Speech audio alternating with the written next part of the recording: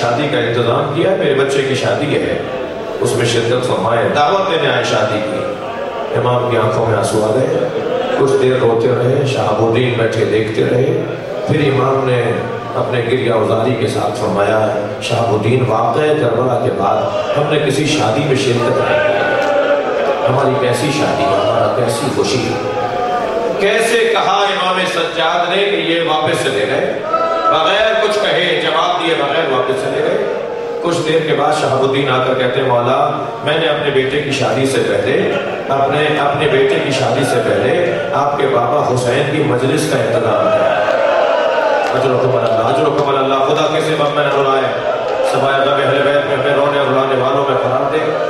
امام نے فرمایا اب ہم ضرور شرکت کریں گے۔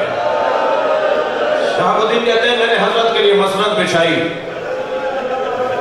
فرزدق کا دور ہے، فرزدق کو کرسی پر بٹھایا، فرزدق مرثیہ سناؤ حسین ابن علی کا۔ صحابی اور تابعی لوگ بیٹھے ہوئے تھے اور امام مسند پر تشریف فرما تھے، گریے کی آوازیں بلند ہونے لگیں، امام بھی رو رہے تھے، اصحاب اور تابعین بھی رو رہے تھے، شرکائے مجلس گریہ کر رہے تھے، میں بھی گردن جھکا کے رو رہا تھا۔ جیسے ہی مجلس مکمل ہوئی، مرثیہ مکمل ہوا تو میں نے اس جانب دیکھا جہاں حضرت بیٹھے ہوئے تھے، تو کیا دیکھا حضرت اپنی جگہ پر نہیں ہے، حضرت صفے نیال میں بیٹھے ہوئے ہیں۔ میں اٹھ کر گیا، میں نے کہا مولا میں نے تو آپ کو وہاں بٹھایا تھا۔ فرمان لگے شہاب الدین جو ہم دیکھ رہے ہیں وہ تم نہیں دیکھ رہے، اس مجلس میں رسول اللہ آئے ہوئے ہیں، اس مجلس میں اجداد آئے ہوئے ہیں، انبیاء آئے ہوئے ہیں۔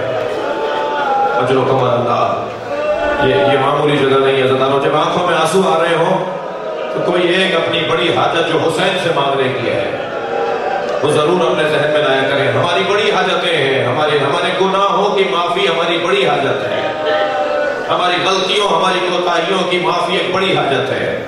آخرت قبر ہے، اور سب سے بڑی دعا تو یہ مانگتے رہیں کہ ہمیشہ حسین کے دروازے پر رہیں، کبھی امام کے ذکر سے غافل نہ ہونے پائیں، کبھی عزاداری سے دور نہ ہونے پائیں، کبھی اس ذکر سے دور نہ ہونے پائیں۔ عزادارو